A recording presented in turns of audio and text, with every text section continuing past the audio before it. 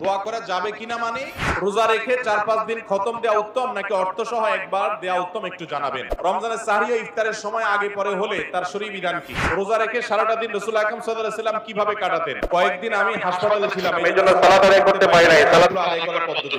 আমার স্বামী আত্মহত্যা করে মারা গেছে, তার জন্য দোয়া করা যাবে কিনা? যদি দোয়া করা যায় তাহলে কি দোয়া করব? কেউ যদি নিজে হজ না করে তাহলে কি সে অন্যের বদলি হজ করতে পারে? আমরা রমজান মাসে রোজা রাখি কিন্তু ব্যস্ততার কারণে ঠিকমতো নামাজ পড়তে পারি না, বিষয়টা আসলে ঠিক কিনা? তাহলে বলেন হাফেজ যদি সে দাড়ি ছাঁটে তাহলে তার পিছনে তারাবি নামাজ পড়া যাবে কিনা? রমজানের সাহরি ও ইফতারের সময় আগে পরে হলে তার শরীর বিধান কি?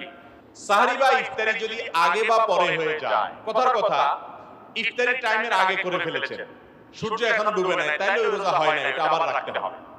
আবার সাহরিটা যদি পরে হয়ে যায়, ফর এক্সাম্পল ফজরের ওয়াক্ত হয়ে গেছে, 5টা এত মিনিটে হয়, আপনি জানতেন না যে এত মিনিটে সাহরির সময় শেষ হয়, এইজন্য আরো 10 মিনিট পরে আপনি খেয়ে ফেলেছেন, তাহলে ওই রোজা হবে না। ওই রোজাটা আপনাকে আবার রাখতে হবে। অনিচ্ছাকৃত হয়ে থাকলে আল্লাহর কাছে মাফের জন্য গুনাহ হবে না, কিন্তু রোজাটা আপনাকে আবার রেখে দিতে হবে। এইজন্য সাহরি এবং ইফতারি টাইমলি করার চেষ্টা করতে হবে। তবে এর মানে এটা না যে ইফতারি আবার দেরি করে করবেন, ওয়াক্ত হয়ে গেছে নিশ্চিত আর দেরি করবেন না। হাদিসে আছে এই উম্মত ততদিন পর্যন্ত কল্যাণের মধ্যে থাকবে যতদিন পর্যন্ত তারা ইফতার তাড়াতাড়ি করবে আর সাহরি দেরি করবে। ইফতার তাড়াতাড়ি মানে বিকাল আসরে পড়ে না, আর সাহরি দেরি করা মানে ফজরে পড়ে না। আমরা ছোটবেলায় শুনতাম মুরব্বিরা অনেক সময় বলতো যে পশম দেখা যাওয়ার আগ পর্যন্ত খাওয়া যায়, তো এই জন্য অনেকে দরজা জানালা আটকায় নিত যাতে বাইরের আলো না আসে এবং বেশি সময় ধরে খাওয়া যায়। তো মূলত এটা সঠিক নয়, সঠিক হলো ফজরের ওয়াক্ত যখন হয় তারপর থেকে আপনি কি করবেন না, তারপর থেকে আপনি আর খাবেন না, তার আগে খানা শেষ করবেন। জি, এরপরে প্রশ্ন, রোজা রেখে সারাটা দিন রাসূল আকরাম সাল্লাল্লাহু আলাইহি ওয়াসাল্লাম কিভাবে কাটাতেন? ভাই রোজা রেখে নবী করিম সাল্লাল্লাহু আলাইহি ওয়াসাল্লাম অনেক সাধারণ আমলগুলোর পাশাপাশি নফল আমল করতেন, যেমন কোরআন কারীমের তেলাওয়াতে তিনি সময় দিতেন প্রচুর রমজানে। রমজান মাসে রোজা রেখে তিনি অন্যান্য কাজের পাশাপাশি দানশীলতা তার অনেক হতো, প্রচুর পরিমাণ দান করতেন রমজান রোজার মাসে। আর দিনের বেলা রোজা রেখে রোজা অবস্থা বিশেষ করে দোয়া করাটা হাদিস দ্বারা প্রমাণিত, দোয়া বেশি বেশি করা আল্লাহর কাছে এবং মিসওয়াক বেশি বেশি করা, এগুলো নবী করিম সাল্লাল্লাহু আলাইহি ওয়াসাল্লামের হাদিস থেকে প্রমাণিত। এরপরে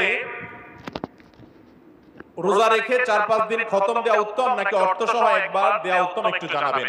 সন্দেহাতীত ভাবে গোটা রমজানে কোরআন শুরু থেকে শেষ পর্যন্ত 4বার 5বার পড়ে খতম দিলে যে পরিমাণ লাভ হবে আপনার, গোটা কোরআন যদি একবার আপনি বুঝে জেনে অর্থ ব্যাখ্যা জেনে আপনি একবার পুরোটা পড়তে পারেন, সন্দেহাতীত ভাবে ওই 4-5 খতমের চাইতে অনেক বেশি উপকার হবে, এতে কোনো সন্দেহ নাই।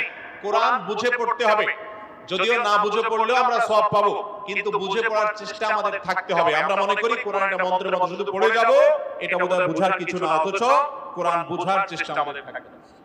তাহাজ্জুদের নামাজের পর বাংলা দোয়া করা যাবে কিনা? দোয়া করা যাবে কিনা মানে দোয়ার জন্য আল্লাহর জমিনে যদি আপনি আমাকে প্রশ্ন করেন সবচেয়ে বেটার টাইম কোনটা দোয়ার জন্য, সবচেয়ে বেটার টাইম দোয়ার জন্য সবচেয়ে উপযুক্ত সময় হলো ভোর রাতের সময়টা, তাহাজ্জুদের সময়। আপনি তাহাজ্জুদের পর যদি আল্লাহর কাছে একটু দোয়া করেন মন খুলে, চোখের পানি ফেলে, এই দোয়া কবুল হওয়ার সম্ভাবনা এত বেশি যে শুধু আমার নয়, অনেক উলামায়ে কেরামের সারা জীবনের অভিজ্ঞতার নির্যাস হলো দোয়ার মাধ্যমে, বিশেষ করে ভোর রাতের দোয়ার মাধ্যমে অসম্ভব সম্ভব হয়, অসাধ্য সাধন হয়। দেয়ালে পিঠ থেকে গেছে, আপনি সেটা থেকে ফিরে আসতে চাচ্ছেন, সেই জায়গা থেকে রিটার্ন করতে চাচ্ছেন, আল্লাহর শপথ করে বলছি ভোর রাতের দোয়ার চাইতে, তাহাজ্জুদের ওয়াক্তের দোয়ার চাইতে কার্যকর কোনো সময় আর দ্বিতীয়টি। এজন্য ভোর রাতে দোয়া করার অভ্যাস করবেন। রমজান মাস আসছে, আমি সবসময় বলি ভাই রে, সারা বছর পারেন না ডিউটির জন্য ভোর রাতে ঘুমায় থাকেন, বুঝতে পারি, কিন্তু রমজানে তো সাহরি খাওয়ার জন্য উঠে, অতএব শুধু সাহরি খাওয়ার জন্য না উঠে সাহরি খাওয়ার পাশাপাশি 10টা মিনিট টাইম নেবেন, একটা রুমে যে দরজা আটকে দিবেন, কেউ জানে না, সেখানে একটু আল্লাহর সাথে কথা বলবেন, ছাদে চলে যাবেন, মসজিদে চলে যাবেন, নির্জন জায়গায় চলে যাবেন, সাহরি খেয়ে চলে যাবেন, অথবা সাহরি খাওয়ার আগে ওটা করে এসে পরে সাহরি খাবেন, কিন্তু ভোর রাতের দোয়া যেন রমজানে মিস না হয়। আমার খুব আফসোস লাগে ওই মানুষগুলোর প্রতি, খুবই আফসোস লাগে যারা রমজান মাসে ভোর রাতে সাহরি খেতে উঠছে, কিন্তু দোয়া করার যে এত বিশাল বড় সুযোগ আল্লাহ তাআলা দুনিয়ার আসমানে নেমে এসে আল্লাহ তাআলা বিশেষভাবে বান্দাকে ডেকে ডেকে বলেন, আলা মিন মুস্তাগফিরিন ফাগফির লাহ, তোমাদের মধ্যে কেউ আছে নিজের পাপের জন্য ক্ষমা চাইবে, আমি ক্ষমা করব, তোমাদের মধ্যে আছে কেউ যে বিপদগ্রস্ত, আমি বিপদ দূর করব, এরকম আল্লাহ তাআলা ডেকে ডেকে ক্ষমা করে থাকেন। অতএব ভাইরা আমার, ব্যক্তিগত জীবনে অনেক মানুষকে দেখেছি অনেক মানুষের কথা শুনেছি যে তার জীবনে এমন সমস্যা হয়েছে সমাধানের কোনো পথ তার সামনে খোলা নাই, ভোর রাতের দোয়াটা অনবরত করতে থেকেছে, আল্লাহ তাআলা অলৌকিকভাবে পথ খুলে দিয়েছেন। এজন্য রমজান মাস আসছে, আমি আপনাদেরকে আবেদন করব, আমি আবারও বলছি, যে মানুষ সাহরি খেতে উঠে একটি বারের জন্য দোয়া করে না, তার চেয়ে কপাল পড়ার কেউ না যে শুধু সাহরি খেলো, ভাই সাহরিও খান, পাশাপাশি 2-4 মিনিটের জন্য হলে দোয়া করেন, করবেন না ইনশাআল্লাহ? আল্লাহ আমাদেরকে তৌফিক দান করুন। কয়েকদিন আমি হাসপাতালে ছিলাম, এই জন্য সালাত আদায় করতে পারি নাই। সালাতগুলো আদায় করার পদ্ধতি কি? কয়েক ওয়াক্ত নামাজ যদি আপনার ছুটে যায়, ওগুলো আদায় করতে হবে। কিভাবে আদায় করবেন? সিরিয়াল বাই আদায় করবেন। কথার কথা, ফজরেরটা আগে পড়বেন, যোহরেরটা তারপরে পড়বেন, আসরেরটা তারপরে পড়বেন, এবং এভাবে ওয়াক্ত একটা একটা করে পড়ে আপনাকে শেষ করতে হবে। ঘরে বসে কবর জিয়ারত করা যায় কিনা মহিলাদের জন্য? করা গেলে এটার হুকুম কি? জিয়ারত মানে সাক্ষাৎ, জিয়ারত মানে কি ভাই? কবর জিয়ারত করা মানে কবরবাসীর সামনে যাওয়া। আমরা কবর জিয়ারত কেন করি? 2 কারণে। কয় কারণে? নাম্বার 1, নবী করিম সাল্লাল্লাহু আলাইহি সাল্লাম বলেছেন, নাহাইতুকুম আন জিয়ারাতিল কুবুর ফাজুরুহাল আন ফাইন্নাহা তুযাক্কিরুকুমুল আখিরা। এক সময় তোমাদেরকে কবর জিয়ারত করতে নিষেধ করা হয়েছিল, এখন পারমিশন দেওয়া হয়েছে তোমরা কবর জিয়ারত করো। কেন? কারণ কবর জিয়ারত করলে আখিরাতের কথা স্মরণ হয়। কবর জিয়ারত করলে কি হয় ভাই? আখিরাতের কথা স্মরণ হয়, আল্লাহর কথা স্মরণ হয়, সেজন্য কবর জিয়ারত করতে হয়। ওখানে গেলে মরণের কথা মনে হয় যে আমাকেও আসতে হবে, নিজের লাভ। আর আরেকটা উদ্দেশ্য হলো কবরবাসীকে সালাম দেওয়া, তাদের জন্য শান্তির দোয়া করা, সালামুন আলাইকুম দারা কওমুল মুমিনিন, কবরবাসীরা তোমাদের উপর শান্তি বর্ষিত হোক, তাদের সাথে সাক্ষাৎ করা। তো এটা ঘরে বসে হয় না, মহিলারা ঘরে বসে দোয়া করতে পারেন মুর্দার জন্য, মুর্দার জন্য দোয়া করতে পারেন, অথবা কবরস্থানের ওয়ালের পাশ দিয়ে গেলেন তখনও তারা সালাম পেশ করতে পারেন। কবরস্থানে তারা গিয়ে জিয়ারত করবেন কিনা এটা নিয়ে ফুকাহাদের মধ্যে মতপার্থক্য আছে। হাদিসে আছে লানাল্লাহু যাওয়ারাতিল কুবুর, এই হাদিসের ভিত্তিতে অনেক উলামায়ে কেরাম এটাকে মাকরুহ বলেছেন, অনেকে একটু কঠোরভাবে নিষেধ করেছেন, আবার অনেকে জায়েজও বলেছেন। তবে ঘরে বসে জিয়ারত করার কোনো সুযোগ নাই। আমার স্বামী আত্মহত্যা করে মারা গেছে, তার জন্য দোয়া করা যাবে কিনা? যদি দোয়া করা যায় তাহলে কি দোয়া করব? আত্মহত্যা করে যদি কেউ মারা যায়, এক হাদিসে আসছে সে ব্যক্তি জাহান্নামে যাবে, হাদিসের ভাষ্যে এও আছে সে চিরকাল থাকবে।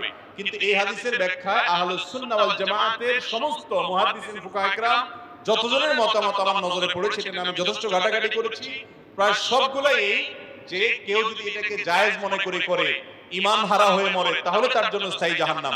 আত্মহত্যা করে মৃত্যুবরণ করা কবিরা গুনাহ, মহাপাপ। এরকম ব্যক্তির জন্য নবী করিম সাল্লাল্লাহু আলাইহি ওয়াসাল্লাম জানাজা পড়েন নাই। আত্মহত্যা করে মারা গেলে এলাকার ইমাম সাহেবরা, সম্মানিত ব্যক্তিরা জানাজা পড়াবে না, অন্যরা তার জানাজা পড়বে, যাতে করে অন্যরা আত্মহত্যা না করে। কারণ এটা বড় ধরনের কবিরা গুনাহ। তার গুনাহ আল্লাহ মাফ করবেন কিনা আল্লাহ ভালো জানেন, কিন্তু তার জন্য মাফ চাওয়া যাবে, আল্লাহর কাছে মাফ চাওয়াতে দোষের কিছু নাই। এরপরে প্রশ্ন হলো, কেউ যদি নিজে হজ না করে তাহলে কি সে অন্যের বদলি হজ করতে পারে? নিজের হজ যদি আপনি না করেন তাহলে অন্যের বদলি হজ আপনি করবেন না। যদি এটাকে অনেক উলামায়ে কেরাম, অনেক ফুকাহায়ে কেরাম জায়েজ বলেছেন মাকরুর সাথে, অর্থাৎ এটা করলে মাকরু হবে। নবী করিম সাল্লাল্লাহু আলাইহি ওয়াসাল্লাম এক ব্যক্তিকে, সুব্রমা, তাকে দেখে নবী সাল্লাল্লাহু আলাইহি ওয়াসাল্লাম বলেছেন তিনি হজ করছেন, এবং হজ করার সময় তিনি তালবিয়ার সময় বলছেন, আল্লাহ এটা আমার অমুকের তরফ থেকে, সম্ভবত ভাইয়ের পক্ষ থেকে হজের নিয়ত করছেন। নবী সাল্লাল্লাহু আলাইহি ওয়াসাল্লাম বলেছেন তুমি নিজের হজ করছো? বলে না, করি নাই। তখন বলেন আগে নিজের হজ করো, এরপরে ভাইয়ের পক্ষ থেকে করবা। এইজন্য যে ব্যক্তি বদলি হজ করবে তিনি আগে নিজের হজ করবেন, তারপরে কি করবেন? বদলি হজ করবেন। এরপরে প্রশ্ন হলো, স্বামী মারা গেলে স্ত্রী তার স্বামী বাড়ি হতে 4 মাস 10 দিনের মধ্যে কোন কাজে বা অনুষ্ঠানে যেতে পারবে কিনা? স্বামী যদি মারা যায়, স্ত্রী তার বাড়ি থেকে 4 মাস 10 দিনের জন্য বের হবেন না। একান্ত অসুস্থ হয়েছে ডাক্তারের কাছে, এই জন্য বের হবেন। ইমার্জেন্সি কোনো কাজে বের হবেন। শোক পালন অংশ হিসাবে বাড়ির চৌহদ্দিতে থাকবেন, মানে এই না যে গৃহবন্দী হয়ে থাকবেন। তিনি বাড়ির আঙ্গিনায়, উঠানে, আশেপাশে ঘুরবেন, কিন্তু অন্যত্র যাবেন না। এবং সেই সাথে তিনি অতিরিক্ত সাজগোজ যেটাকে বলা সেটা করবেন না, স্বাভাবিক যেটা আছে সেটা করবেন। আর সুগন্ধি ব্যবহার, স্পেশালি সুগন্ধি ব্যবহার করা, এগুলো থেকে বিরত থাকবেন। অলংকার ব্যবহার করবেন না, এবং বিবাহ বন্ধনে আবদ্ধ হবেন না 4 মাস 10 দিন। এটা হলো স্বামী মারা গেলে স্ত্রীর জন্য ইদ্যত পালনের অংশ হিসেবে এই কাজগুলো তাকে করতে হবে। আমরা রমজান মাসে রোজা রাখি, কিন্তু ব্যস্ততার কারণে ঠিকমতো নামাজ পড়তে পারি না। বিষয়টা আসলে ঠিক কিনা? রমজান মাসে একজন রোজা রাখছে কিন্তু সময়ের অভাবে নামাজ পড়তে পারে নাই। এই লোকটার উপমা হলো ওই লোকের মতো যে লোকের পরনে লুঙ্গি আছে, মাথায় পাগড়ি নেই, সেজন্য সে লুঙ্গিটা খুলে পাগড়ি বেঁধে ফেলছে। লুঙ্গিটা খুলে পাগড়ি কেন বাঁধছে? পাগড়ি বাঁধলে সে মনে করে সব হবে, এই জন্য সে পাগড়ি বাঁধছে, বুঝলাম। কিন্তু তার জন্য লুঙ্গিটা বেশি জরুরি না পাগড়িটা জরুরি বেশি? লুঙ্গি বেশি জরুরি না? তো নামাজ বেশি জরুরি না রোজা বেশি জরুরি? তার মানে আবার এটা বুঝেন না যে তাহলে নামাজ পড়বেন রোজা রাখবেন না, রোজাও রাখবেন নামাজও পড়বেন, কিন্তু যদি আপনি রোজার কারণে নামাজ পড়তে না পারেন, তাহলে আপনার রোজা রাখার পদ্ধতি সঠিক না। রোজার সাথে নামাজের কি সম্পর্ক? বরং রোজা রাখার কারণে দুপুরে খাবার নাই, সকালের নাস্তা নাই, টাইম তো আরো বাইচে গেছে, নামাজ তো আরো বেশি করার প্রবণতা চলে না, ঠিক না? ঠিক। অতএব এটা একেবারে মোটা দাগে ভুল। আল্লাহ তাআলা আমাদেরকে বুঝার তৌফিক দান করুন। এরপরে প্রশ্ন হলো, তালিবুল ইলম হাফেজ যদি সে দাড়ি ছাঁটে, তাহলে তার পিছনে তারাবি নামাজ পড়া যাবে কিনা? ইমাম সাহেব যদি দাড়ি চাটেন, তাহলে এরকম ইমাম সাহেব ফাসিক, প্রকাশ্য ফাসিক, এরকম ব্যক্তিকে ইমাম হিসাবে নিয়োগ দেওয়া উচিত না, মাকরুহ। যদি তার পিছনে নামাজ পড়েন, নামাজ হয়ে যাবে, নামাজ হবে না এরকম কোনো বিষয় নাই, নামাজ হয়ে যাবে। জানাজার নামাজে আমরা জুতা খুলে দাঁড়াই, এটা জরুরি কিনা কোরআন হাদিসের আলোকে জানতে চাই। জানাজার নামাজে যদি আমাদের যে পায়ে জুতা থাকে, জুতার নিচে যদি নাপাক থাকে, তাহলে সেক্ষেত্রে জুতা খুলে আমরা দাঁড়াবো। আর যদি নাপাক না থাকে, জুতার নিচে পাক থাকে, নাপাক কোনো কিছু দেখা না যায়, তাহলে জুতা পরেই আমরা জানাজা পড়বো, কোনো অসুবিধা নাই। জানাজার জন্য জুতা খোলাটা বাধ্যতামূলক মনে করাটা ভুল। আমরা অনেকে মনে করি যে জুতা খোলা ছাড়া কি হয় না, জানাজা হয় না। নবী করিম সাল্লাল্লাহু আলাইহি ওয়াসাল্লাম জুতা পরেও নামাজ পড়েছেন, যদিও জুতা পরে নামাজ পড়তে হলে এটা জুতাটা সফট, মুজার মতো হতে হয়, চামড়ার মতো হতে হয়, ওইরকম জুতা আজকাল নাই বললে চলে। কিন্তু জানাজাতে যেহেতু রুকু সিজদা নাই, আর যদি জুতার নিচে নাপাক না থাকে, সেই জুতা পরে আপনি নামাজ পড়তে পারবেন ইনশাআল্লাহ। এরপরে প্রশ্ন হলো, স্বামী স্ত্রীর জানাজা নামাজ পড়াতে পারবে, স্বামী স্ত্রীর জানাজা নামাজ পড়াতে পারবে কিনা? অবশ্যই পারবে, কোনো অসুবিধা নেই। তবে মনে রাখবেন, জানাজা পড়ানোর ক্ষেত্রে, জানাজা নামাজ পড়ানোর ক্ষেত্রে হকদার বেশি হলো লাশের অভিভাবক। কথার কথা, আপনি মারা গেলেন, আপনার বাবা বেঁচে আছেন, তিনি আপনার জানাজা পড়াবেন। আপনার বাবা মারা গেছেন, আপনি বেঁচে আছেন, আপনি জানাজা নামাজ পড়াবেন। এক্ষেত্রে অনেকে এলাকার ইমাম সাহেবকে অগ্রাধিকার দেয়। ভাইরা আমার, আপনার বাবার জন্য আপনার যে কাঁদা আসবে, আমার সে কাঁদা কখনো আসবে না, এটা বাস্তবতা। আপনার ভিতরে যে ফিলিংস আসবে, আমার ভিতরে সে ফিলিংস আসবে। এই জন্য সব সন্তানরা বাবার জানাজা, ভাইয়ের জানাজা নিজেদেরটা নিজেরা পড়ার চেষ্টা করেন। ইমাম সাহেব মুক্তাদি হবে এখানে, আপনি জীবনে অন্য কোনো ইমামতি করেন না করেন, নিজের আপনজনের জানাজার ইমামতি অবশ্যই করবেন। জানাজা নামাজে আমরা মনে করি কি জানি কি কঠিন কিছুই না ভাই, একেবারে সিম্পল। আপনি চাইলে 5 থেকে 10 মিনিটের ভিতরে শিখতে পারেন। আমি অনেক মানুষকে চিনি ব্যক্তিগতভাবে, যারা আগে কখনো জানাজা পড়ান নাই, তার মা মারা গেছেন, তিনি সন্তান, তিনি তার মায়ের জানাজার জন্য 10-15 মিনিটের ভিতরে জানাজা শিখে গেছেন, এরপর নামাজ পড়ছেন। নামাজের মধ্যে যদি আপনি ভুল হয়ে যায়, দোয়া পড়তে গিয়ে আবার চেষ্টা করবেন, ট্রাই করবেন, নামাজের কোনো অসুবিধা হবে, ব্যাপারটা এরকম নয়। অতএব নিজের আত্মীয় স্বজনের জানাজা নিজে পড়বেন, স্বামী তার স্ত্রীর জানাজা অবশ্যই পড়তে পারবেন, পড়াতে পারবেন, কোনো অসুবিধা নাই। এরপরে প্রশ্ন হলো, আমি একজন যুবক, আমি সবসময় একজন নেককার মেয়েকে স্ত্রী হিসেবে পাওয়ার জন্য আল্লাহর কাছে দোয়া করি। কোন আচার আচরণগুলো একটা মেয়ের মধ্যে থাকলে আমি বুঝতে পারবো মেয়েটা দিনদার? ভাই, প্রথম কথা হলো, যারা বিয়ে করেন না এখনো, আপনারা সবাই দিনদার জীবন সঙ্গিনী চান? হ্যাঁ, সবাই চান মাশাআল্লাহ। তো এর জন্য নিজেকে আগে দিনদার হইতে হবে। নিজেকে আগে কি হইতে হবে? আপনি নিজে খারাপ থাকবেন, আপনার চরিত্র নষ্ট করবেন, ফেসবুকে ইনবক্সে হারাম সম্পর্ক করবেন, আর আশা করবেন যে আপনার ঘরে একজন ফেরেশতার মতো মেয়ে চলে আসুক। এটা কখনো বাস্তবসম্মত চাওয়া হতে পারে না। মনে রাখবেন, ভালো জীবন সঙ্গিনী চাইতে হলে আপনি নিজে ভালো হওয়ার চেষ্টা করতে হবে, এটা হলো প্রথম কাজ। আবার কেউ এখান থেকে সহজে যোগ বিয়োগ করে ফলাফল বের করেন না যে আমার যেহেতু চরিত্র ভালো না, অতএব আমার যে জীবন সঙ্গিনী আছে এটারও মনে হয় চরিত্র খারাপ। এরকম সহজ সমীকরণের সুযোগ কিন্তু নেই, কারণ অনেক খারাপ মানুষকে আল্লাহ তাআলা ভালো মানুষ দিবেন না, দেন নাই। ফেরাউনের মতো খারাপ মানুষের ঘরে আসিয়ার মতো নেককার বিবি গেছে না, যায় নাই। অতএব আপনি খারাপ হলেও আপনার ঘরে আসা মেয়েটা ভালো হতে পারে। একজন মেয়ে বিয়ের আগেতে দিনদার কিনা কিভাবে বুঝবেন? এটার মতো কঠিন কাজ আল্লাহর জমিনে খুব কম আছে। আজকাল বিশেষ করে শুধু নামাজ কালাম দেখে লোকটা ধার্মিক এটা মনে করা এত সহজ নয়। বিশেষ করে পাত্রী নির্বাচনের ক্ষেত্রে সে ধার্মিক কিনা, আল্লাহ ভীরু কিনা, এটা বোঝার জন্য সর্বপ্রথম এবং প্রধান বিষয় হলো যে সেই মেয়েটা শতভাগ পর্দা মেইনটেইন করে কিনা। পর্দা বলতে বোরকা পরা না, পর্দা বলতে হাত মোজা পা মোজা না, পর্দা বলতে তার জীবনে সামগ্রিকভাবে মাহরাম নন মাহরাম মেইনটেইন করে কিনা। মাহরাম নন মাহরাম মেইনটেইন বুঝেন? মানে হলো সে তার মামাতো ভাইয়ের সাথে পর্দা করে কিনা, চাচাতো ভাইয়ের সাথে পর্দা করে কিনা, খালাতো ভাইয়ের সাথে পর্দা করে কিনা, তার ওই বেহাইয়ের সাথে পর্দা করে কিনা, যাদের সাথে পর্দার বিধান আছে অথচ পরিবারের সদস্য কিংবা আত্মীয় স্বজন তাদের সাথে পর্দা করে কিনা। অনেক মেয়ে আছে বাহিরে বোরকা পরেন কিন্তু বাসা বাড়িতে আসলে পর্দার বালাই নাই। অনেক মহিলা বাহিরে পর্দা করেন, বাসায় এসে দেবরের সাথে পর্দা করেন না, এবং আত্মীয় স্বজনের মধ্যে যাদের সাথে পর্দা করতে হবে তাদের সাথে পর্দা করেন না। এটা কখনো সঠিক পর্দা হতে পারে না। একজন মেয়ের দিনদারিতার প্রধান দিক হলো তিনি আল্লাহর ফরজ বিধানটাকে বুঝে মানার চেষ্টা করেন, এক। দ্বিতীয়ত, ভালো মেয়ে বিশেষ করে দিনদারিতার একটা বড় আলামত হলো তার ভিতরে দুনিয়ার মোহ থাকবে না। কি থাকবে না? দুনিয়ার মোহ। অল্পে তুষ্ট থাকবে। জীবন সঙ্গীর জন্য এই বিষয়টা অনেক গুরুত্বপূর্ণ যে অল্পে তুষ্ট থাকা। যদি সে যা পায় সেটার উপরে সবর করতে পারে, সে যদি আল্লাহ তাআলার ফয়সালাকে মেনে নিতে পারে, সে যদি অল্পে সন্তুষ্ট থাকতে পারে, দুনিয়ার জীবনের বাস্তবতা বুঝে অনন্ত অসীমকালের আখিরাতের জন্য অপেক্ষা করে, এই মানসিকতা যদি কোনো মেয়ের মধ্যে থাকে সে দিনদার ইনশাআল্লাহ। এটা কিভাবে বুঝবেন? তার সাথে আপনি যখন দেখতে যাবেন কথাবার্তা বলবেন, মেইল চালাচালি করে তার মানসিকতা জিজ্ঞেস করবেন। আর সবচেয়ে বড় বিষয় হলো এই মেয়েটাকে পার্সোনালি যারা চিনে তাদের মাধ্যমে ভেরিফাই করবেন যে সে আসলে মাহরাম নন মাহরাম মেইনটেইন করে কিনা। বিয়ের আগে সব পাত্রী ফেরেশতা থাকে, সব পাত্র ফেরেশতা থাকে, ঠিক না? ঠিক। যখন বিয়ে করতে যান শ্বশুর বাড়িতে নতুন, তখন একবারে আপাদমস্তক দুষ্ট, আপাদমস্তক খারাপ যুবকটাও সেখানে গিয়ে একবারে ইনোসেন্ট বয় সেজে যায়, ঠিক না? ঠিক। বিয়ের মজলিসে প্রত্যেকটা খারাপ মানুষ তার জীবনে বিয়ের মজলিসে যখন বসে তখন এত নম্র, এত ভদ্র, এত চুপচাপ, এত সে ভালো মানুষ হয়ে থাকে। শ্বশুরকে দেখলে সালাম, সবাইকে দেখলে সালাম, মনে হয় যে তার মতো ভালো মানুষ ফেরেশতা দ্বিতীয়টা নাই। অতএব বিয়ের ওই মুহূর্তের ভালো মানসিকতার কোনো মূল্য, এটা দেখতে হবে ব্যক্তিগত জীবনে ওই মেয়েটা কতটা ধার্মিক, কতটা ইবাদতগুজার, কতটা আল্লাহর ভয় তার অন্তরে লালন করে। অনেক মেয়েরা আছে নামাজ কালাম পড়ে কিন্তু চাহিদা অনেক। ঠিক একই কথা ছেলেদের মধ্যেও প্রযোজ্য।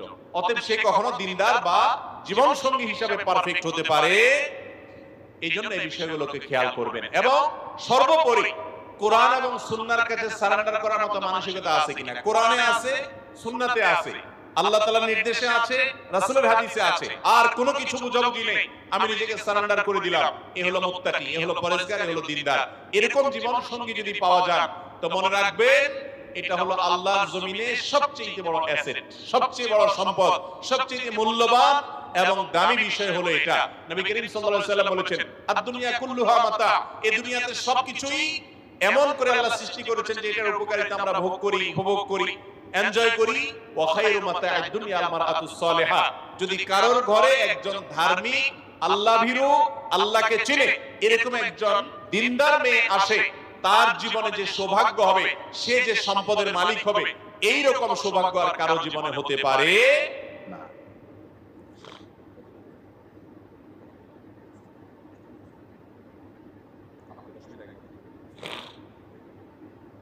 ফেসবুকে বেগানা নারী বা পুরুষকে ফ্রেন্ড লিস্টে রাখা যাবে কিনা। দেখুন, বেগানা নারী বা বেগানা পুরুষকে ফ্রেন্ড লিস্টে রাখার ব্যাপারটিকে অ্যাভয়েড করাটাই হলো তাকওয়ার দাবি। কারণ ফ্রেন্ড লিস্টে থাকার ফলে একে অন্যের সঙ্গে প্রয়োজন ছাড়াও চ্যাটিং করার সুযোগ তৈরি হবে। প্রথম হয়তো জিজ্ঞেস করবে যে আপা বাড়ি কোথায়, এরপর হয়তো জিজ্ঞেস করবেন কি খাইছেন, এরপর আস্তে আস্তে নিচের দিকে নামবেন।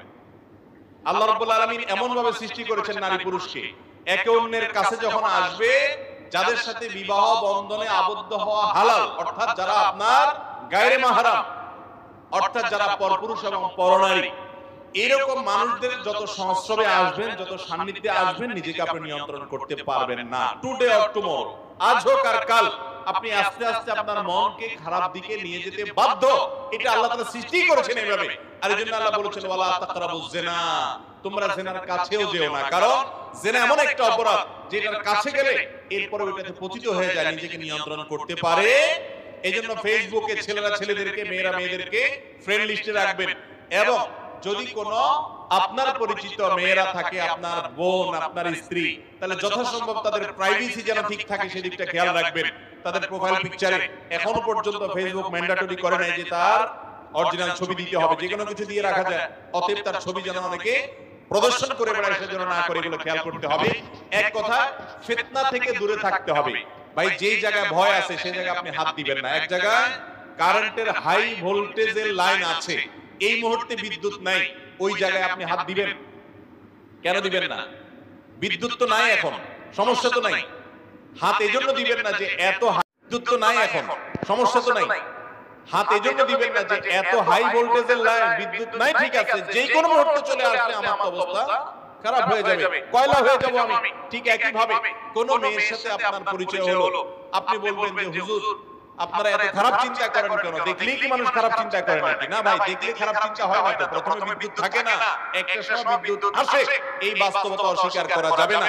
যদি বলেন যে না আমার বিদ্যুৎ কখনো আসবে না, তাহলে আপনি হয় মিথ্যুক আর নাহলে অসুস্থ। আমি কি বুঝাতে পারছি? যারা সভ্য সাজেন, যারা ভদ্র সাজেন, তারা নিজের সঙ্গে মিলিয়ে নেন। ভাইরা আমার, আমি প্রায় সময় এই কথা বলি, ইসলাম যে আমাদের মা বোনদেরকে পর্দার বিধান দিয়েছে, এটা তাদেরকে খাটো করার জন্য দেয় না, এটা তাদের সেফটির জন্য দিয়েছে। তাদেরকে নিয়ে যাতে বাজে চিন্তা করতে না পারে, অশ্লীল চিন্তা করতে না পারে, এইজন্য তাদেরকে আল্লাহ তাআলা পর্দার বিধান দিয়েছেন।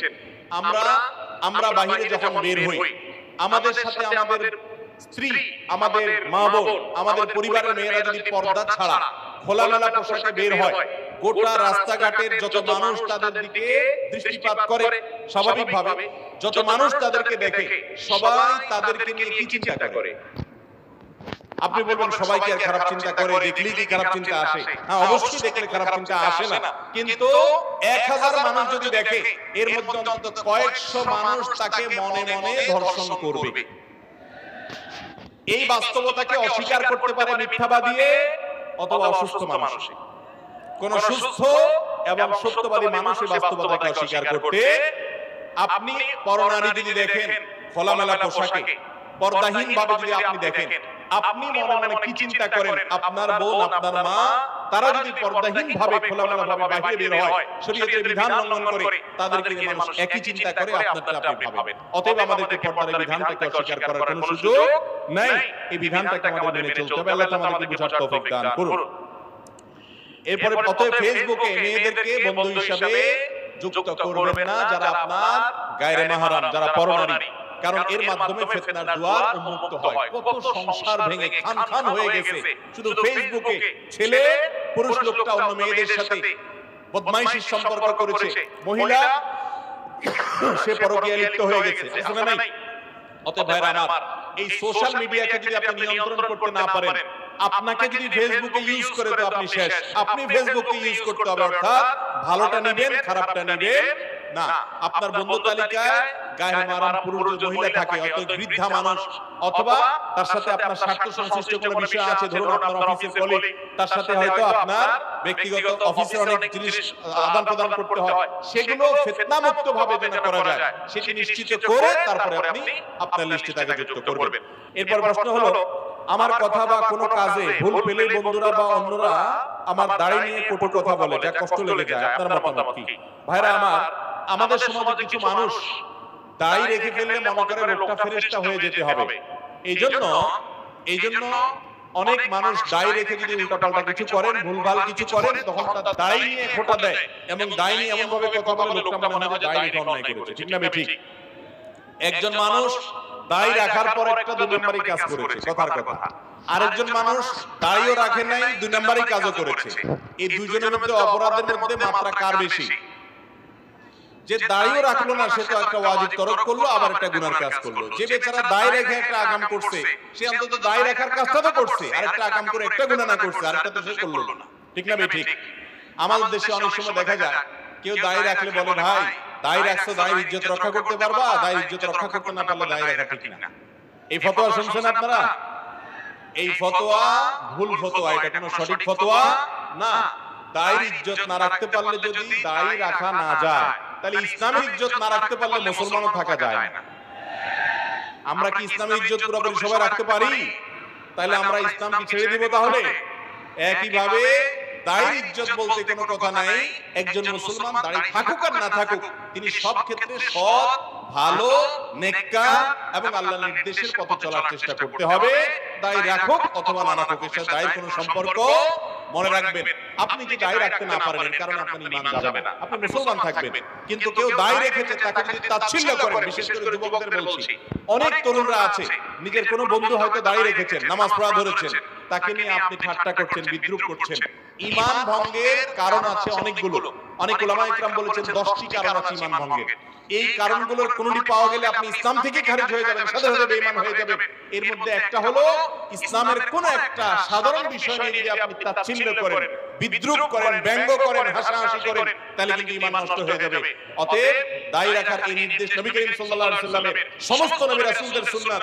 আপনি নিজে রাখতে না পারলেন, কিন্তু আরেকজন রাখার পরে যদি তাকে তাচ্ছিল্য করেন, হতে পারে সে ভুলভাল করছে, হতে পারে সে ভুলভাল করছে, এইজন্য দায়ীর সঙ্গে এটার কোনো সম্পর্ক করবেন না। যদি করেন আর কেউ যদি ছোট করেন, দাড়িকে হাও করেন, উপহাস করেন, ঈমান পর্যন্ত চলে যেতে পারে এবং ঈমান চলে যাওয়ার ফলে একজন কাফেরে পরিণত আপনি হতে পারেন। অতএব আমাদেরকে সাবধান থাকতে হবে। এরপরে প্রশ্ন হলো ব্যক্তি মালিকানা জায়গায় কৌশল করে অনুমতি ব্যতীত মসজিদের নামে নেয়া এবং অনুমতি ব্যতীত ব্যক্তি মালিকানা জায়গায় গাছ লাগিয়ে মসজিদের জন্য ব্যবহার করার শরীয়ত বিধান কি? ভাইরা আমার, আমাদের দেশে মসজিদ পরিচালনা যারা দায়িত্বে থাকেন, এই মানুষগুলো আল্লাহ মাফ করুন, অনেকে মনে করেন যে জীবনে চুরি ডাকাতি দুর্নীতি 2 নম্বরই তো অনেক করলাম, এবার একটু আল্লাহর ঘরের জন্য চুরি ডাকাতি করলে যদি আল্লাহ আগেগুলো কাটাকাটি করে দেয়। এটা কেন বলছি? আপনি দেখবেন বাংলাদেশে অনেক মসজিদ আছে, সব মসজিদের কথা বলছি না, অনেক মসজিদ আছে, এই মসজিদগুলো দেখা যায় মসজিদ কমিটির লোকজন বা যারা মসজিদ প্রতিষ্ঠা করেন ওনারা বিতর্কিত জায়গায় মসজিদটা করেন, আছে না নাই? জায়গা দখল করে মসজিদ করেন, এমন ভাবে সিন ক্রিয়েট করেন যার জায়গা সেই বেচারা দিতে বাধ্য হয়, এরকম পরিবেশ করে মসজিদ করার প্রবণতা আছে না নাই? এবং রাস্তার ধারে মসজিদ, ঢাকা শহরে কয়টা মসজিদ এরকম আছে আমার সন্দেহ, যে মসজিদ সাইডে রাস্তার জায়গা পুরোপুরি ছেড়ে দিয়েছে। আপনি মসজিদের সিঁড়ি রাস্তার উপরে নিয়ে গেলেন, 2 হাত 3 হাত 3 ফুট 4 ফুট জায়গা আপনি নষ্ট করলেন। আল্লাহর ঘরকে আপনি আসামির কাঠগড়ায় দাঁড় করালেন। আপনি সরকারি রাস্তা দখল করলেন, রাস্তায় মানুষের চলাচলে বিঘ্ন সৃষ্টি হলো। বাড়িঘর করতে গিয়ে মানুষ দুর্নীতি করে, স্লোপ করে, কাট করে, বিভিন্ন ভাবে তার গাড়ি উঠানোর জন্য সে রাস্তার জায়গা দখল করে, অন্যায় করে, সেটা তো হারাম। কিন্তু আল্লাহর ঘরের জন্য যদি এই কাজটা করে তাহলে এটা হালাল হবে, সেটার কারণে শাস্তি আরো বেশি হতে পারে। কারণ আল্লাহর ঘরকে আপনি কি করলেন? আসামির কাঠগড়ায় দাঁড় করালেন। অনেক ভাইরা আছেন এই কাজগুলো করেন, যারা মসজিদ পরিচালনা করছেন। আল্লাহর ওয়াস্তে আমি বলবো, আপনি ব্যক্তি জীবনে যা করেন না করেন, আল্লাহর ঘরকে আসামির কাঠগড়ায় দাঁড় করাবেন। অতএব এই ক্ষেত্রে সৎ আমাদের থাকতে হবে। মক্কার যে মুশরিকরা ছিল, মক্কার মুশরিক কাফেররা, তারা শিরকে লিপ্ত হতো, উলঙ্গ হয়ে বাইতুল্লাহ তওয়াফ করত। তাদের মধ্যে অনেক খারাপ জিনিস ছিল, কিন্তু একটা ভালো গুণ ছিল, সেটা কি? হালাল সম্পদের মূল্য তারা দিতে জানতো। এইজন্য মক্কা যারা গেছেন জানেন, কালো গিলাপে ঘেরা কাবা ঘরের এক পাশে বুক পরিমাণ একটা ওয়াল আছে, ঘেরাও দেওয়া, রাউন্ড দেওয়া, হাতিমে কাবা বলা হয়। যারা গেছেন দেখছেন না? এই জায়গাটা কেন এরকম জানেন? অনেকে হয়তো জানেন। এই জায়গাটা মূলত ওই কালো গিরাপে ঘেরা কাবা ঘরের ভিতরের অংশ ছিল। ইব্রাহিম আলাইহিস সালাম যে কাবা বানাইছেন সেখানে এটা সহ ছিল, এই পুরো অংশটা ছিল। এই কাবাকে যখন আমাদের নবী সাল্লাল্লাহু আলাইহি ওয়াসাল্লামের দাদা আব্দুল মুত্তালিব ওনার নেতৃত্বে পুনর্নির্মাণ করলেন, নবী সাল্লাল্লাহু আলাইহি ওয়াসাল্লাম ছোট ছিলেন তখন, ওই সময়টাতে তিনি ঘোষণা দিলেন, তার লোকেরা ঘোষণা দিলেন যে আমরা কোনো হারাম টাকা আল্লাহর ঘরে নেব না, আর হালাল টাকা সমাজের সময় কম থাকে। এই জন্য টাকার অভাবে এই অংশটাকে মসজিদের ভিতরে ঢুকতে পারে নাই, আজও পর্যন্ত সেটাকে বাইরে রেখে দেওয়া হয়েছে, যাতে করে আমরা শিক্ষা গ্রহণ করতে পারি। আর আজকাল কি অবস্থা? মসজিদ বলেন আর মাদ্রাসা বলেন আর ওয়াজ মাহফিল বলেন, আমরা হুজুররাই আপনাদেরকে বাম পট দিয়া বুঝায়া ফজল বলে হালাল হোক আর হারাম হোক পয়সা চাই, পয়সা চাই, ঠিক না বেঠিক? তো মসজিদ যারা পরিচালনা করবেন তারা সততার স্বাক্ষর রাখবেন, তারা অন্যের জায়গা কৌশল করে দখল করবেন না, করলে সেটা জায়েজ হবে না। এরপরে প্রশ্ন, ব্যক্তি দ্বন্দ্ব লিপ্ত হয়ে মসজিদ নির্মাণ করার শরীয়ত বিধান কি? এটা মসজিদ রিলেটেড, মাশাআল্লাহ। এটার হারও আমাদের সমাজে অনেক বেশি। কোন মসজিদে আপনি নামাজ পড়তে গেছেন, কমিটির সদস্য ছিলেন, কোন কারণে গন্ডগোল হলো, এবার যা জমি কিনে একটা মসজিদ বানায় ফেললেন, আছে না নাই? এই মসজিদ কখনো আল্লাহর সন্তুষ্টির উদ্দেশ্যে নির্মাণ হতে পারে? মসজিদ হবে আল্লাহর সন্তুষ্টির জন্য। একটা কমিটিতে আপনার মনোমালিন্য তৈরি হয়েছে, আপনি সবর করবেন। সেক্রেটারি সাহেব আপনার কথা শুনতেছে না, সভাপতি সাহেব কথা শুনতেছে না, হয়তো গ্রুপিং হয়ে গেছে, হয়তো ওনারা ভুল করতেছেন। এই লোকগুলো তো স্থায়ী না, কিয়ামত পর্যন্ত বেঁচে থাকবে না, আল্লাহর ঘর তো টিকে থাকবে। আপনাকে সবর করতে হবে। আপনি হুট করে সেখান থেকে মতপার্থক্য করে 2-4 জন ডোনার জোগাড় করে একটা জায়গা নিয়ে একটা মসজিদ পাশে করলেন, এভাবে মুসলমানদের শক্তি ক্ষয় হয়, অযথা আপনি সেখানে একটা মসজিদ করে মুসলমানদেরকে দুই ভাগ করলেন এবং এলাকাতে বিবাদের বীজ বপন করলেন, এটা কোনো আদর্শ মসজিদ হতে পারে? এই ধরনের মসজিদ কেউ করলে তাদের সহায়তা করবেন না। হ্যাঁ, কোন মসজিদ কর্তৃপক্ষ সরাসরি শিরকে লিপ্ত, মসজিদের তাওহীদের চর্চা করতে দিচ্ছে না, সেটা ভিন্ন বিষয়। কিন্তু বেশিরভাগ ক্ষেত্রে সামান্য একটু পদ নিয়ে মনোমালিন্য হলে আরেকটা মসজিদ করে ফেলা। আরেকটা রোগ হলো যে আমি খুব প্রভাবশালী মানুষ, পয়সাওয়ালা মানুষ, পাশে মসজিদ আছে তাতে কি? আমার বাড়ির সামনে একটা মসজিদ না থাকলে ওই মসজিদে গিয়ে নামাজ পড়লে ইজ্জত থাকে, সেখানকার কমিটির লোকের অধীনে থাকতে হয়, নিজে একটু সাধারণ মুসল্লি হয়ে যাইতে হয়, এই জন্য নিজেরা একটা মসজিদ বানায়। আছে না নাই? হাদিসে নবী করিম সাল্লাল্লাহু আলাইহি ওয়াসাল্লাম মসজিদ নির্মাণ সম্পর্কে যত কথা বলেছেন সবগুলোতে একটা শব্দ যোগ করেছেন, সেটা কি? মান বানা লিল্লাহি মাসজিদা, যে ব্যক্তি মসজিদ করবে আল্লাহর জন্য, কার খুশি করার জন্য? আল্লাহর খুশির জন্য যদি মসজিদ করেন তাহলে আপনি বিনিময় পাবেন। মসজিদ করেছেন আপনি মনোমালিন্য হয়েছে সেজন্য, মসজিদ করেছেন আপনার ইগোর জন্য, মসজিদ করেছেন আপনার বাহাদুরি টিকানোর জন্য, এটার কারণে আল্লাহর কাছে সওয়াব পাবেন না। এরপরে প্রশ্ন হলো, হিন্দু কোন লোক থেকে টাকা ধার নেওয়া যাবে কিনা? হিন্দু, খ্রিস্টান, ইহুদি, নাস্তিক যেই হোক, যে কোনো অন্য ধর্মাবলম্বী মানুষের সাথে আর্থিক লেনদেন করা যাবে। তাকে টাকা ধার দিতেও পারবেন, তার কাছ থেকে টাকা ধার নিতেও পারবেন। আমরা অনেকে মনে করি যে অমুসলিমদের সাথে বোধহয় গায়ে টাচ করলেও বোধহয় নাপাক হয়ে যায়। এগুলো আমাদের ভুল ধারণা। কোরআনে কারীমে আল্লাহ বলেছেন, লা ইয়ানহাকুমুল্লাহু আনিল লাযিনা লাম ইউকাতিলুকুম ফিদ-দীন, যেই সমস্ত অমুসলিমরা তোমাদেরকে তোমাদের দেশবাড়ি থেকে বের করে দেয় নাই, তোমাদের বাসাবাড়ি থেকে, তোমাদের দেশ থেকে তোমাদেরকে বের করে দেয় নাই, ওয়ালাম ইউখরিজুকুম মিন দিয়ারিকুম, লা ইয়ানহাকুমুল্লাহু আনিল লাযিনা লাম ইউকাতিলুকুম ফিদ-দীন ওয়ালাম ইউখরিজুকুম মিন দিয়ারিকুম, ধর্মযুদ্ধ চাপায় দেয় নাই অথবা ঘরবাড়ি থেকে বের করে দেয় নাই। এরকম মুসলিমদের সাথে সদাচরণ করতে, ন্যায়নিষ্ঠ আচরণ করতে আল্লাহ নিষেধ করেন না, বরং আল্লাহ ন্যায়নিষ্ঠ আচরণকারীকে ভালোবাসেন। আমাদের নবী করিম সাল্লাল্লাহু আলাইহি ওয়াসাল্লাম মুসলিমদেরকে দাওয়াত, তাদেরকে খানার শরীক করেছেন, খাইয়েছেন, আবার তাদের কাছে খেয়েছেন, আবার তাদের কাছ থেকে ধার নিয়েছেন এবং তাদের সাথে সামাজিক সব কর্মকাণ্ড করেছেন। যারা অসুস্থ হলেও দেখতে গিয়েছেন। অতএব আমাদের আশপাশে মুসলিম যারা আছে তাদের সাথে আমাদের এই ধরনের লেনদেন কারবার করতে কোনো অসুবিধা নাই। এরপরে প্রশ্ন হলো, কিভাবে সহজেই দায় রাখতে পারি? দায় রাখার জন্য তো কোনো কিছুই করতে হবে না। দায় রাখার মতো সহজ কাম আল্লাহর জমিনে তো আর দ্বিতীয়টা নাই বললেই চলে। কারণ দায় যখন উঠে আপনি দায়তে হাত না দিলে দায় রাখা হয়ে যায়। সেখানে আপনি প্রশ্ন করলেন দায় রাখতে পারেন কিভাবে সহজে? দায় রাখা তো সহজ, দাড়ি কাটাটা হলো কঠিন। অতএব আপনি যদি বলতেন যে দাড়ি কাটবো কিভাবে সহজে, সেটা যৌক্তিক প্রশ্ন হতে পারত, কিন্তু রাখতে কোনো সহজের পদ্ধতি নেই। দাড়িতে উঠছে ছেড়ে দিলেই তো হয়ে যায়। আপনি তো এটার জন্য আর কিছু দরকার হয় না। হয়তো প্রশ্নকর্তা এই চিন্তায় প্রশ্নটি করেছেন যে এটা রাখতে গেলে সমাজে হেয় প্রতিপন্ন হওয়া, অনেক কথা বলে, অনেক কিছু বলে। আমার মানুষ অনেক কিছুই বলবে, মানুষের কথা শুনে যদি আপনি চলেন তাহলে সেক্ষেত্রে আপনি আল্লাহর কাছে জান্নাতের আশা করতে পারেন। মানুষ সবসময় মানুষ আপনাকে ভালো কাজের কথা বলবে এমনটি নয়। আল্লাহ বলেছেন, ওয়ালা তুতি আকসারা মান ফিল আরদ, এই পৃথিবীর বেশিরভাগ মানুষের কথা যদি তুমি শুনো তাহলে তারা তোমাকে কথারা করে ফেলবে, কারণ বেশিরভাগ মানুষ ভালো না, বেশিরভাগ মানুষ খারাপ। অতএব নিজের সঙ্গে নিজে স্ট্রাগল করতে হবে, যুদ্ধ করতে হবে। শুনেছি স্ত্রীর কাছ থেকে দূরে গিয়ে সর্বোচ্চ 120 দিন থাকার অনুমতি ইসলামে আছে। কথাটা কতটুকু সত্য? কথাটা পুরোপুরি মিথ্যা। 120 দিন কেন, 200 দিনে যদি স্বামীর সঙ্গে স্ত্রী একসাথে না থাকেন, কোনো কারণে হতে পারে, প্রবাসে আছেন অথবা দেশে থাকেন, একসাথে থাকা হয়নি কোনো কারণে, তো এর কারণে কখনো স্বামী স্ত্রীর মধ্যে বিচ্ছেদ সৃষ্টি হবে না। আমাদের সমাজে এরকম অনেক অনাচার আছে এবং অনেক কুসংস্কার আছে। যেমন অনেকে মনে করে সন্তান কয়েকটা হয়ে গেলে আবার বিয়ে পড়াইতে হয়। দেখেন, কয়েকটা সন্তান হয়ে গেলে বিয়ে তো আরো পাকাপোক্ত না হয়, এটা পড়াইতে হবে কেন? এগুলো সবগুলো আমাদের মনে রাখার কথা। অতএব 120 দিন, 200 দিন, 500 দিন স্ত্রী থেকে স্বামী দূরে থাকলে সম্পর্ক ছিন্ন হয়ে যায় না। তবে বিনা প্রয়োজনে বাধ্য না হলে এভাবে স্বামী স্ত্রী দূরে থাকাটা ইসলাম কখনো সেটাকে প্রশংসা করে না। স্বামী স্ত্রী যত নিকটে থাকবে, একে অন্যের কাছাকাছি থাকবে, স্বামী স্ত্রীর মধ্যে ভালোবাসা যত গাঢ় হবে, তারা আল্লাহ তাআলা তত প্রিয় পাত্র হতে পারবে ইনশাআল্লাহ। আর যারা বিয়ের আগে ইটিস পিটিস করে অবৈধ সম্পর্ক করে এখানে সেখানে প্রেম বিলায় বেড়াইছেন, তারা দেখবেন সময় মতো পুঁজিতে টান পড়বে। কথা বুঝতে পারছি? সময় যখন হবে তখন দেখবেন ফুজুতে টান পড়ছে, কারণ অজায়গায় কুজায়গায় ফুজু জিলাই বেড়াইছেন। এজন্য বিবাহ বহির্ভূত সম্পর্ককে না করবেন এবং অপেক্ষা করবেন হালাল সম্পর্কের জন্য। শয়তান যদি আগুনের তৈরি হয় তাহলে জাহান্নাম তাকে কিভাবে আগুন দিয়ে জ্বালানো হবে?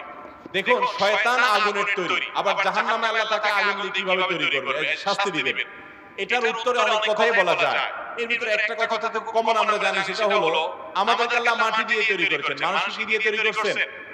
এখন আমি যদি মাটির একটা ঢেলা দিয়ে আপনাকে জোর করে মারি, আপনি ব্যথা পাবেন কি পাবেন না? আপনার বুকের উপরে যদি কয়েক মণ মাটি চাপা দিয়ে আপনি ব্যথা পাবেন কি পাবেন না? তো মাটি দিয়ে তৈরি হলে মাটি দিয়ে শাস্তি দেওয়া যায় না? ঠিক একইভাবে শয়তান আগুনের তৈরি হলেও জাহান্নামের আগুন দিয়ে তাকে শাস্তি দেওয়া যাবে। সবচেয়ে বড় কথা হলো জাহান্নাম এটা আলমুল গায়বের বিষয়, অদৃশ্য জগতের বিষয়। আপনি জাগতিক যে সমস্ত বিষয় চোখের সামনে দেখেন, এটার সাথে আখিরাতের বিষয়টা তুলনা করলে কখনো সঠিক তুলনা হবে না।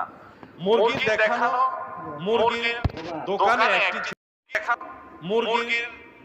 একটি ছুরি দিয়ে শত শত মুরগি জবে করে, যে ছুরিতে প্রবাহিত রক্ত লেগে থাকে, এই অবস্থায় সেই জবেকৃত মুরগি খাওয়া যাবে কিনা?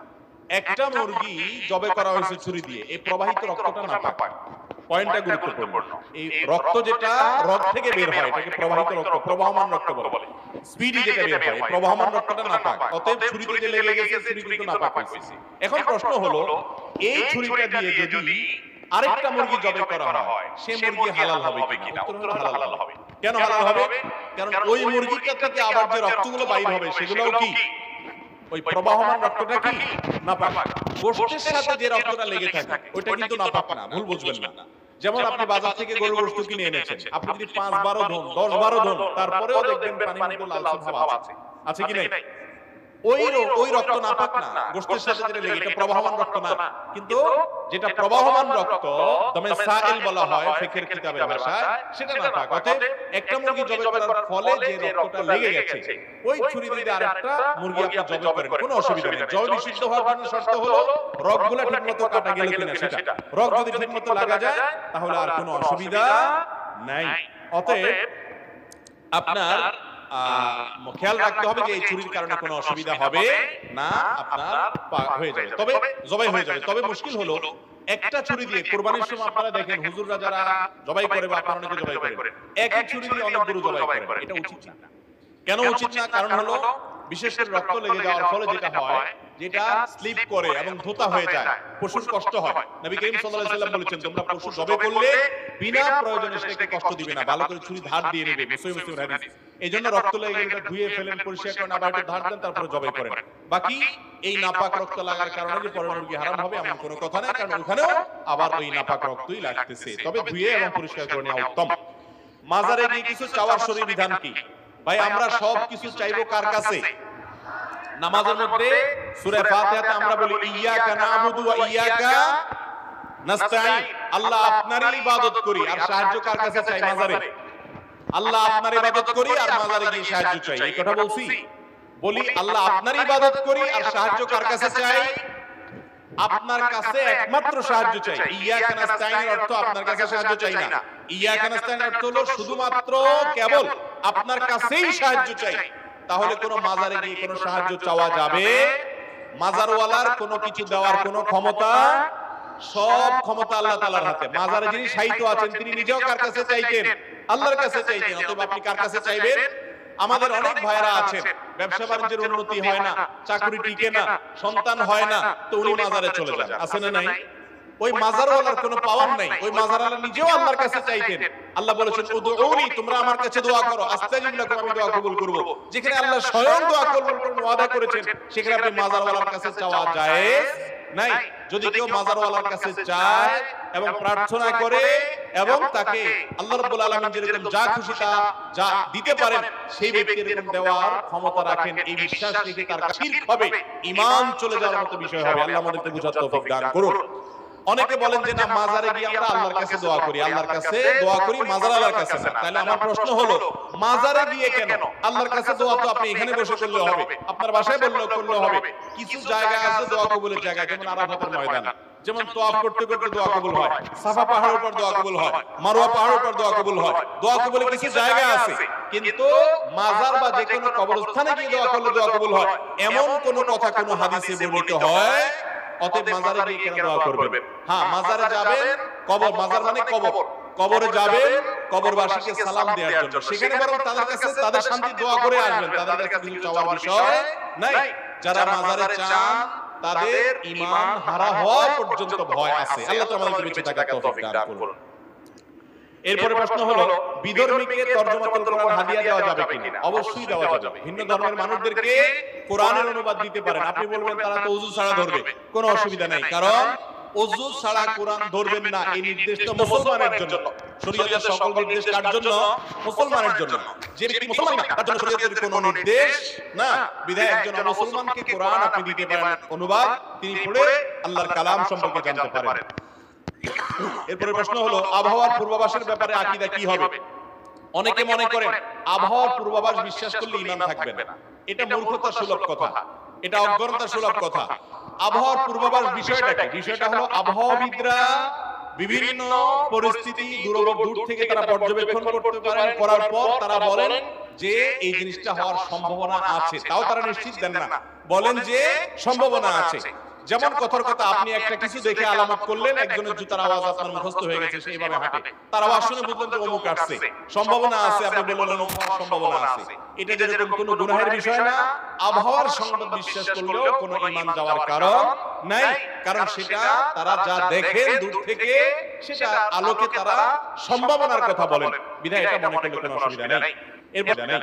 এরপর প্রশ্ন হলো, আমি একজন সাধারণ মুসল্লি, আমাদের এলাকাতে বিরাট এক সমস্যা, তা হলো মসজিদের ইমাম কাম মুয়াজ্জিন তাদের বেতন ভাতা ও কাজ কাম নিয়ে এমনকি কিছু মানুষ তাদের শুধু দোষ খোঁজে। এসব নিয়ে দয়া করে কিছু বলেছেন। ভাই দেখুন, ইমাম মুয়াজ্জিনদেরকে খোঁচাখুচি করা এটা খুব মজার একটা কাজ। মানে আল্লাহর জমিনে কিছু লোক আছে, এই লোকগুলো সবচেয়ে টেস্টি আইটেম হলো ইমাম মুয়াজ্জিন সাহেবকে খোঁচানো। ইমাম মুয়াজ্জিন সাহেবদের পিছে লেগে থাকলে ওনারা এমনি হাঁটলেন কেন, ওইভাবে হাঁটলেন কেন, ওইদিকে তাকালেন কেন, ওনার টুপিটা বাঁকা হইলো কেন, এগুলো নিয়ে যত খোঁচাখুচি করতে পারবেন তত ওনাদের কাছে ভালো লাগে। ক্রিকেট স্ট্যাম্পের সামনে দাঁড়িয়ে থাকা ব্যাটসম্যান ওই আল্লাহর বান্দা যে পরিমাণ টেনশনে থাকে, একজন ইমাম সাহেব বেচারা এর চেয়ে বেশি টেনশনে থাকা লাগে। কারণ যেই ব্যক্তিকে সবাই চার্জ করতে পারে, সবাই, সেই ব্যক্তির নাম ইমাম সাহেব হতভাগা। যে মসজিদের একেবারে সভাপতি সাহেব, মুতাওয়াল্লি সাহেব থেকে নিয়ে শুরু করে সাধারণ মুসল্লি সাহেব পর্যন্ত সবাই চার্জ করতে পারে যাকে, তার নাম কি? ইমাম সাহেব। ভাইরে, আমি প্রায় বলি, আপনার ইমামকে যদি আপনি আপনার চাকরের মতো ট্রিট করেন, তাহলে মনে রাখেন চাকরের পিছনে নামাজ নয়, নামাজ হবে ইমামের পিছনে, নেতার পিছনে। আপনার নামাজ আবার সংশোধন করা উচিত, এগুলো হওয়া উচিত নয়। ভাইরা আমার, ইমামদের সম্মান দিতে হবে, আবার ইমামরা সম্মান নিতে জানতেও হবে। ইমাম নিজে যদি পয়সার খাক্কর হয়, তাহলে সে সম্মান কোত্থেকে পাবে? ইমামকেও আত্মসম্মান বোধ সম্পন্ন হতে হবে, আর এলাকাবাসী ইমাম সাহেবকে সম্মান করতে হবে। একটা কথা আমি বলি প্রায় সময়, মসজিদে যারা দান করেন, তারা দানটা কাকে করেন? মসজিদের দানটা কাকে করেন? আল্লাহকে না করেন? তাহলে এই টাকার মালিক কে? আল্লাহ। মসজিদ কমিটির সভাপতি, সেক্রেটারি, ওনারা কি মসজিদ ফান্ডের মালিক? এই মালিক আল্লাহ তাআলা, কারণ সবাই আল্লাহকে দিয়ে দিয়েছে। ওনারা শুধুমাত্র আল্লাহর তরফ থেকে সেটা ডিস্ট্রিবিউশন করছেন, দেখভালটা করছেন, ওনারা আল্লাহর ঘরের সেবক। অতএব ইমাম বা মুয়াজ্জিন ওনারা কারোর কোনো চাকর না, তারা সরাসরি আল্লাহর ঘরের চাকর। তারা কমিটি বলেন, মুতাওয়াল্লি সাহেব বলেন, অন্য কারোর চাকর না। যদি তাদেরকে চাকরের মতো ট্রিট করেন, তাহলে সেক্ষেত্রে গুনাহগার হতে হবে। মসজিদের খেদমত করতে এসে উল্টা আরো গুনাহগার হওয়ার ভয় আছে। আল্লাহ তাআলা আমাদেরকে বুঝার তৌফিক দান করুন। ইমাম সাহেবদের সাথে এরকম আচরণ আমাদের জন্য করা জায়েজ নয়।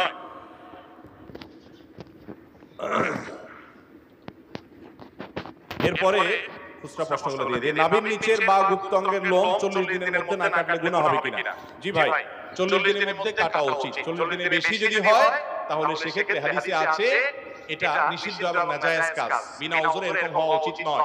কখনো ওজর বশত হয়ে গেল ভিন্ন কথা, 40 দিনের মধ্যে অবশ্যই একবার কাটা উচিত এবং কর্তব্য। এরপরে প্রশ্ন হলো, গোসলখানার ভেতর বিবস্ত্র হয়ে গোসল করলে গুনাহ হবে কিনা? যদি বিবস্ত্র হয়ে কেউ গোসল করে, গোসল হয়ে যাবে, কিন্তু বিবস্ত্র হওয়ার কারণে একটা গুনাহের কাজ হবে। গুনাহের কাজটা করা উচিত না। গুনাহটা বড় কোনো কবিরা গুনাহ হবে না, কিন্তু সগীরা গুনাহ হবে। এবং হাদিসে আসছে, নবী করিম সাল্লাল্লাহু আলাইহি ওয়াসাল্লাম বলেছেন, কেউ নাই বুঝলাম, কিন্তু আল্লাহ তাকে দেখছেন। এই কারণে আল্লাহর প্রতি তার লজ্জাবোধ থাকা উচিত। এজন্য একেবারে বিবস্ত্র হওয়া উচিত নয়। যদিও বিবস্ত্র হয়ে গোসল করলে গোসল হয়ে যাবে, উচিত অন্তত একটা গামছা, তোয়ালে কিছু একটা যেন পরনে থাকে। হাফ প্যান্ট পরে ফরজ গোসল করলে ফরজ গোসল হবে কিনা, বা ওই ফরজ গোসল নামাজ হবে কিনা, নামাজ চলবে কিনা? হবে, কোনো অসুবিধা নেই। একটু আগে বললাম যে আপনি যে কোনো কিছু দিয়ে আপনার লজ্জাস্থান দেখে আপনি গোসল করে ফেললেন, তাতে আপনার গোসল হয়ে যাবে, হাফ প্যান্ট পরলে হবে, কোনো অসুবিধা নেই। এরপর প্রশ্ন হলো, যদি জাগ্রত অবস্থা উত্তেজনা বা কোনো কারণবশত বীর্যপাত হয়, তাহলে কি পুরো গোসল করতে হবে নাকি শুধু নাভির নিচ থেকে ধৌত করতে হবে? যদি উত্তেজনা বশত বীর্যপাত হয়, সেটা যে কারণেই হোক না কেন, নিজের ইচ্ছাকৃত হোক আর অন্য কোনো জল্পনা কল্পনার কারণে হোক আর যেভাবেই হোক, উত্তেজনা বশত যদি বীর্যপাত হয় পুরো গোসল করতে হবে, হাঁটু থেকে নিচ থেকে ধুলে হবে না। এরপর প্রশ্ন হলো, চেয়ারে বসে নামাজ পড়লে নামাজ হবে কিনা? সবচেয়ে পপুলার প্রশ্ন, কমন প্রশ্ন। এই প্রশ্ন সব জায়গায় সব এলাকায় মানুষ করে, চেয়ারে বসে নামাজ পড়লে নামাজ হবে কিনা? যারা আল্লাহ তাআলা সুস্থ রাখছেন কমর টমর, এরা মনে হয় চেয়ারে বসে নামাজ পড়া মানুষগুলো দেখলে খুব মেজাজ গরম হয় মনে হয়। অথবা যারা চেয়ারে বসে নামাজ পড়েন তাদের মধ্যে অনেকে মনে করেন যে চেয়ারে বসে নামাজ পড়লে একটু ভাবসাব আসে কিনা, আল্লাহ জানে। দেখেন, যদি কোনো ব্যক্তি কোমরে ব্যথার কারণে, কোনো অসুস্থতার কারণে রুকু বা সিজদার জন্য অনেক কোমর ভাঙতে পারেন না, তিনি বাধ্য হয়ে চেয়ারে বসে নামাজ পড়লেন, এই ব্যক্তির নামাজ হবে ইনশাআল্লাহ। একজন দাঁড়াতে পারেন, তিনি দাঁড়াবেন, কিন্তু রুকুটা করতে পারেন না, তাহলে সোজা বসে ইশারা রুকু করবেন, ইশারা সিজদা, এটা জায়েজ আছে। নবী করিম সাল্লাল্লাহু আলাইহি ওয়াসাল্লাম সাহাবীকে বলেছেন, তুমি দাঁড়িয়ে নামাজ পড়বে, দাঁড়িয়ে পড়তে পারো না বসে পড়বে, বসে পড়তে পারো না তুমি ইশারায় পড়বে, কিন্তু নামাজ তোমাকে পড়তে হবে। অতএব যদি কেউ চেয়ারে বসা ছাড়া স্বাভাবিকভাবে নামাজ পড়তে না পারেন, অপারগ হন, তার জন্য এটা জায়েজ আছে। কিন্তু আপনি একজন সুস্থ সবল মানুষ, গাছে উঠতে পারেন, ধান ক্ষেত নিরাইতে পারেন, দুনিয়ার সব কাজ করতে পারেন, লাফালাফি সব করতে পারেন, শুধু মসজিদে এসে একটা চেয়ার টান দিয়ে বসে যান, এই মানুষের নামাজ হবে না। যদি আপনার সক্ষমতা থাকে, অনেকে আছে শরীরে একটু খারাপ লাগতেছে, আজকে একটু মেজাজ করতেছে, চেয়ারটা বসে নামাজ পড়বে, অনেক ভালো আছে, আমার নামাজ হবে না, নামাজ হবে না। বিশেষ করে ফরজ নামাজ হওয়ার কোনো রাস্তা নাই। ফরজ নামাজের দানটা একটা ফরজ, রুকু করা একটা ফরজ, সিজদা করা আরেকটা ফরজ, এগুলো করতে হবে। আপনি আল্লাহর সামনে এসে ভাবসাব দিলে, গোলামি করতে এসে আবার কিসের ভাবসাব? বিধায় নামাজ কিন্তু হবে না। আল্লাহ তাআলা আমাদেরকে বোঝার তৌফিক দান করুন। অতএব চেয়ারে বসে নামাজ পড়লে নামাজ হবে শর্ত সাপেক্ষে। আজকাল মসজিদগুলোতে এত চেয়ার হয়েছে, আমি সবসময় বলি যে মসজিদ নাকি আকিজ প্লাস্টিকের কোনো দোকান, বুঝাই কঠিন। আজ থেকে 10 বছর আগে তো মাজা ব্যথার রোগী আমাদের দেশে ছিল না, আজকাল যত হয়েছে, হয়তো রোগী বেড়ে গেছে, কিন্তু আমাদেরকে মনে রাখতে হবে, ওজর থাকলে জায়েজ আছে, ওজর না থাকলে একটু শরীর খারাপ দেখে আমরা চেয়ারে নামাজ পড়লে নামাজ হবে, ফরজ নামাজ হবে না। মা বোনদের জন্য রমজানে কিছু করণীয় বর্জনীয় আমল সম্পর্কে জানানো উপকৃত হব। রমজানের করণীয় বর্জনীয় পুরুষদের জন্য যা, মা বোনদের জন্য তা। যদি মাসিকরত অবস্থায় কোনো মা বোন থাকেন রমজান মাসে, তিনি রোজা ছাড়া আর রোজা এবং নামাজ ছাড়া সব আমল করবেন। তিনি তওয়াফ করবেন না আর রোজা নামাজ পড়বেন না, আমলের ক্ষেত্রে 3টা আমল করবেন না, এবং কোরআনে কারীমের তেলাওয়াত জমহুরুল উলামাদের মতে করবেন না। এছাড়া তিনি দোয়া দুরূদ করবেন, তিনি আল্লাহর কাছে দোয়া করবেন, হাত তুলে রোনাজারি করবেন, জিকির আজকার করবেন, ইস্তেগফার করবেন, দুরূদ শরীফ পড়বেন, ইসলামী বই পুস্তক পড়বেন, ইসলামের কথা শুনবেন, জানাবেন, এবং রোজাদারদের খেদমত করবেন, সৎ কাজের আদেশ দিবেন, অসৎ কাজের বাধা প্রদান করবেন, দাওয়াতি কাজ করবেন, সব ভালো কাজ করবেন।